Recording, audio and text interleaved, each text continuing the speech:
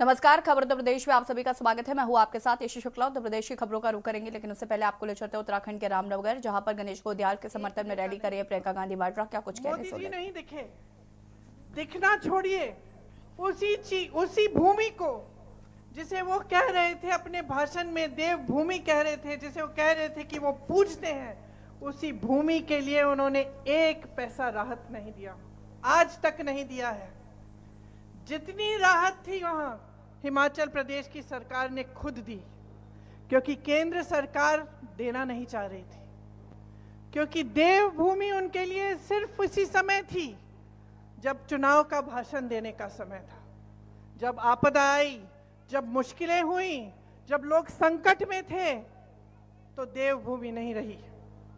और मुझे उनका यहाँ का उत्तराखंड का भाषण सुनते हुए मेरे मन में ये बात आई कि एक उनके लिए कर्मकांड हो गया है, आदत बन गई है।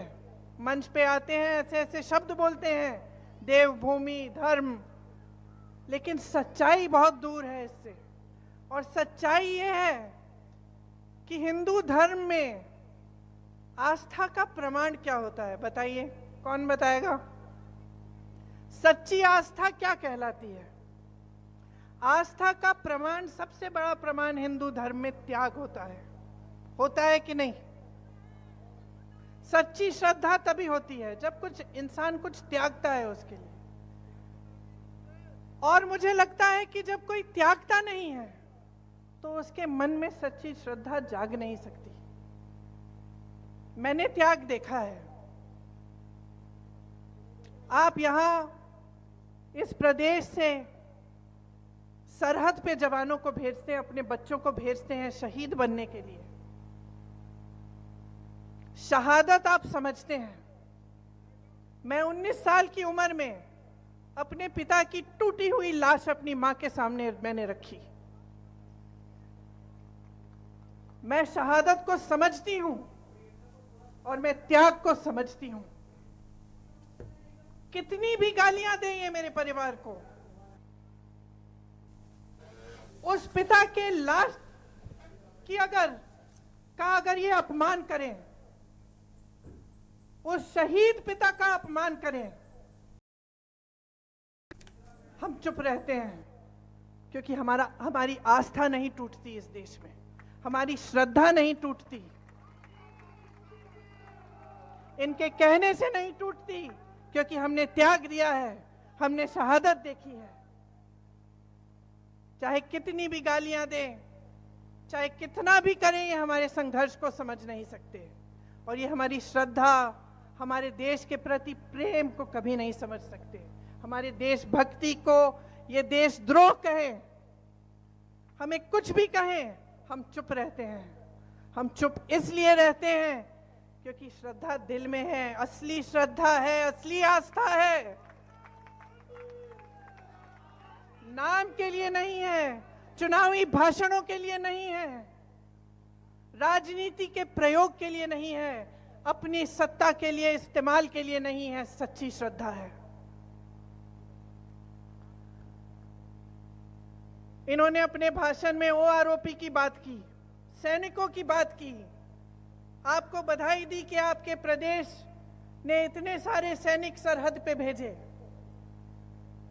भाषण की बात है। अग्निवीर कौन लाया और क्यों लाया? क्यों लाए? उत्तर प्रदेश, उत्तराखंड, राजस्थान, हरियाणा में नौजवान बच्चे दौड़ लगाते हैं, वर्जिश करते हैं, परिश्रम करते हैं सेना में जाने के लिए। दिल में देशभक्ति की भावना होती है, दिल में ये भावना होती है कि हम करके कुछ दिखाएंगे अपने देश के लिए, हम अपनी देश की सीमा पे खड़े होकर उसकी रक्षा करेंगे।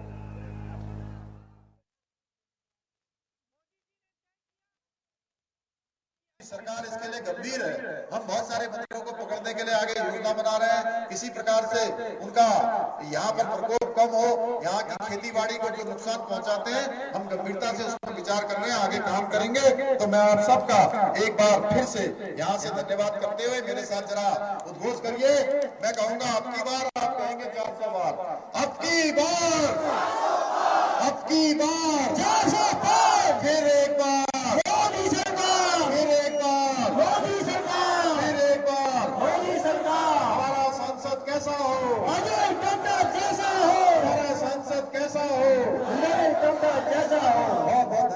हिंद। धन्यवाद। मुस्कान धामी जिंदाबाद। हमारे बीच में भारतीय जनता पार्टी के वरिष्ठ नेता अधीर रंजन जी भाईजी है, कुंवर सिंह तोमर जी, जिनका ये सच्चाई है कि नहीं? इसी तरह से आपने देखा होगा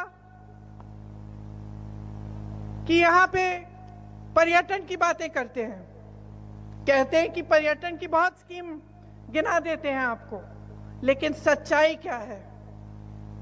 सच्चाई आपके जीवन है, सच्चाई आपका संघर्ष है, सच्चाई आज की बेरोजगारी है, सच्चाई आज की महंगाई है। आपके बच्चे पढ़ते हैं, इम्तिहान देते हैं, पेपर लीक हो जाता है, घोटाला हो जाता है, 20-20 लाख की नौकरियां बिक जाती हैं। किसके राज में हो रहा है ये? 10 सालों से किसका राज है? कितना दोष देते रहेंगे कांग्रेस पार्टी को? 10 सालों से तो कांग्रेस पार्टी का राज नहीं है ना, 10 सालों से इन्हीं की पूर्ण सत्ता है, पूर्ण बहुमत रही है। कहते हैं 400 पार और बहुमत चाहते हैं और सत्ता चाहते हैं। 10 सालों में इन्होंने क्या किया है? कहते हैं 75 सालों में कुछ नहीं हुआ। अगर कुछ नहीं हुआ होता तो यहाँ उत्तराखंड का इतना हुनर कहां से आया?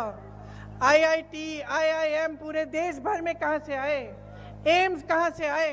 ये जो चंद्रयान चंद्रमा पे जाता है, इसका सारा रिसर्च, ये सब जब अगर पंडित नेहरू जी ने 1950 के बाद नहीं लगाया होता तो ये हो सकता था, ये मुमकिन होता आज? तो सच्चाई क्या है? आज इतनी महंगाई है, मेरी बहनें बैठी हैं, आपके सामने कहते हैं कि सिलेंडर का दाम घटाएंगे। अरे पिछले इतने सालों से 1200 तो था ना, था कि नहीं था? किसका राज था? बीजेपी का था? मोदी जी का था? तो पहले कम क्यों नहीं किया? पेट्रोल डीजल के दाम बढ़ते चले जा रहे हैं। किसान खेती में खून पसीना अपना दे रहा है, कुछ कमा नहीं पा रहा है।